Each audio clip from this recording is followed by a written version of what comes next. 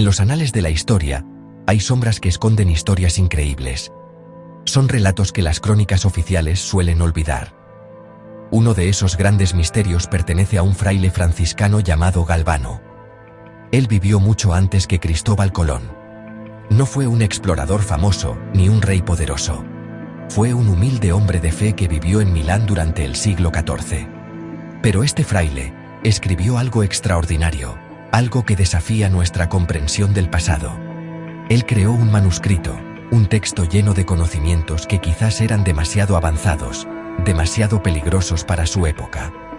Era un documento que hablaba del mundo de una manera que pocos se atrevían a imaginar.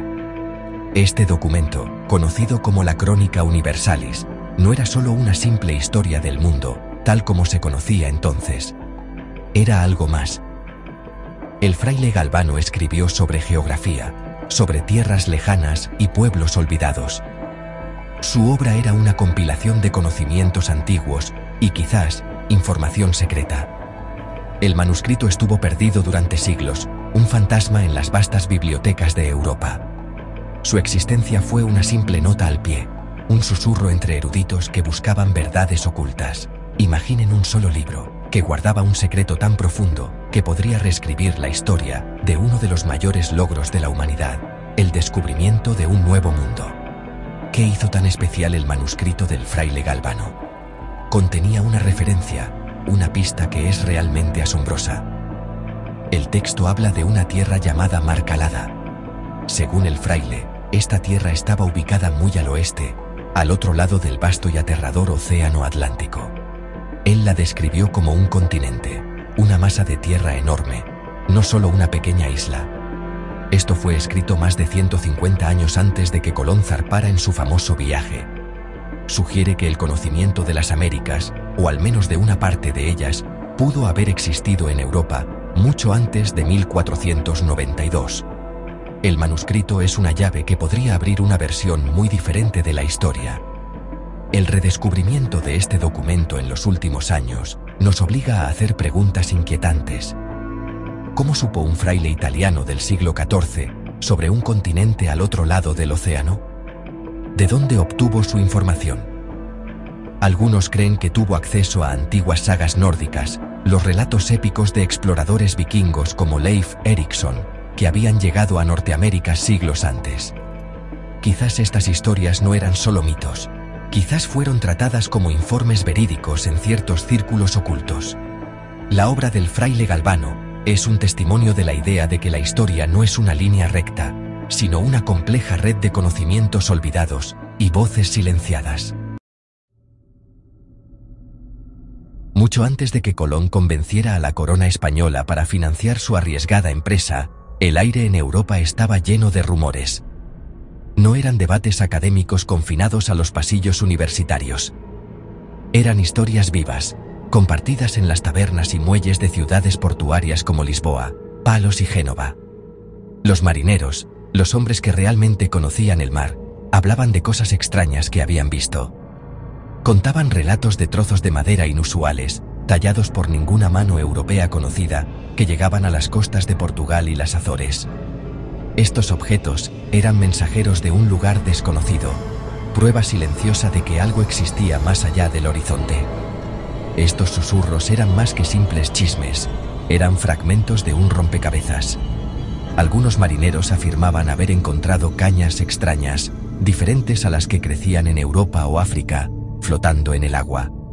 Otros hablaban de enormes pinos, de un tipo no nativo del mundo conocido, que aparecían en las playas después de fuertes tormentas. Incluso había historias más oscuras y perturbadoras. Se contaban relatos de los cuerpos de dos personas, un hombre y una mujer con caras anchas y rasgos diferentes a cualquier europeo, africano o asiático, que fueron encontrados en las costas de las Azores. Estos eran los fantasmas del mar, y su origen era un misterio profundo y aterrador. Esta tradición oral colectiva creó una poderosa sensación de posibilidad.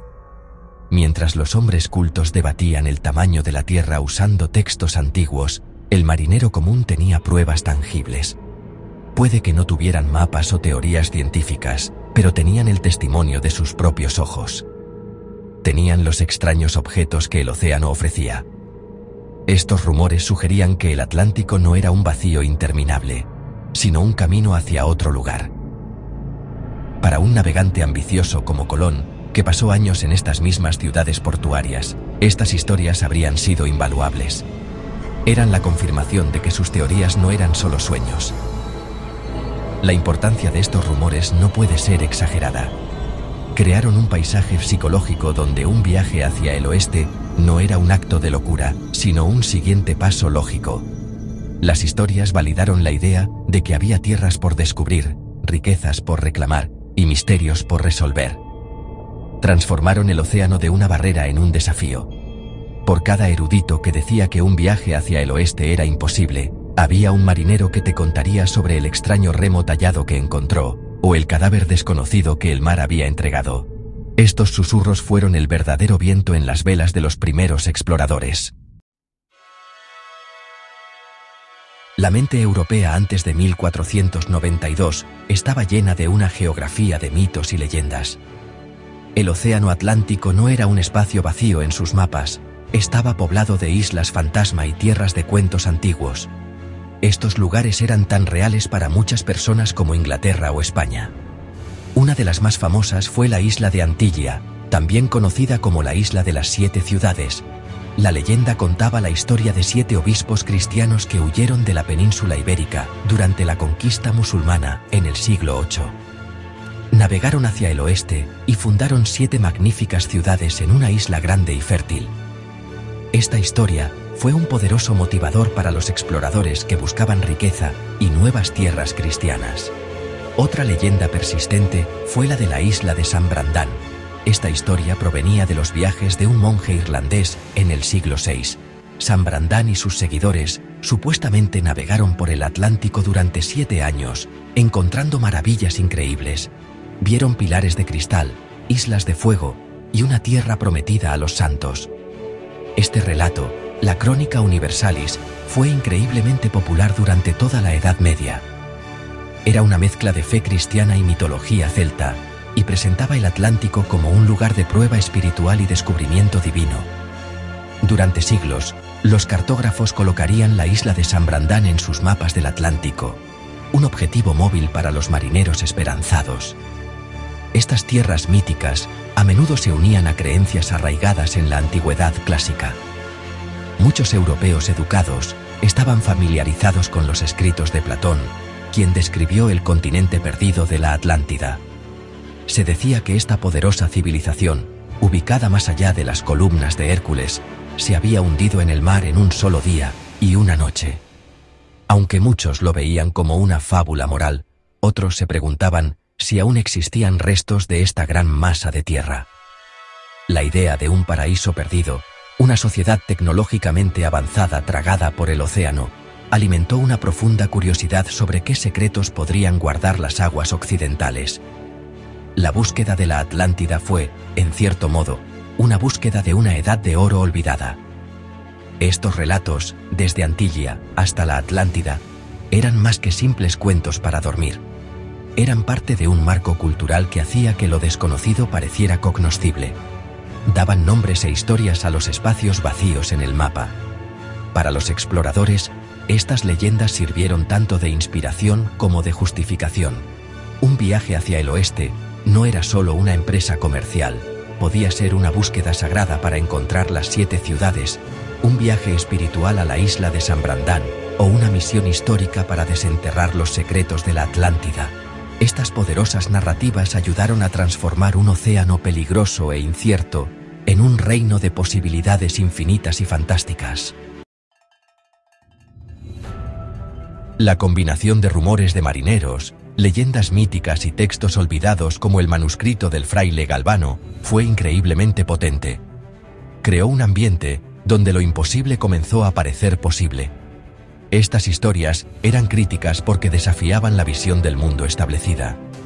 Durante siglos, la autoridad de geógrafos antiguos como Ptolomeo había dominado el pensamiento europeo. Sus mapas mostraban un mundo mucho más pequeño, sin ningún continente entre Europa y Asia. Navegar hacia el oeste era considerado por muchos como una tarea de tontos, un viaje a ninguna parte. pero el flujo constante de rumores y leyendas ofrecía una poderosa contranarrativa. Estos susurros de otro mundo sirvieron como un catalizador crucial para exploradores como Colón. Él era un maestro en la recopilación de información, un hombre que escuchaba atentamente las historias contadas en cada puerto que visitaba. Él reunió estos fragmentos, la extraña madera flotante, los cuentos de islas fantasma, los mapas antiguos, y los unió. Le proporcionaron los argumentos que necesitaba para persuadir a mecenas, como la reina Isabel y el rey Fernando. Podía señalar este cuerpo de evidencia no oficial y argumentar que no estaba persiguiendo una fantasía. Estaba persiguiendo un destino que muchos otros, a su manera, ya creían que existía allí afuera. Además, estos rumores ayudaron a mitigar el inmenso miedo asociado con el Atlántico, el mar de la oscuridad. Era un océano de monstruos, de aguas hirvientes en el Ecuador, de un vacío del que ningún barco podría regresar. Las historias de San Brandán o las 7 ciudades proporcionaron un rayo de esperanza. Poblaron el aterrador vacío con destinos, con metas que hacían que el riesgo pareciera valer la pena.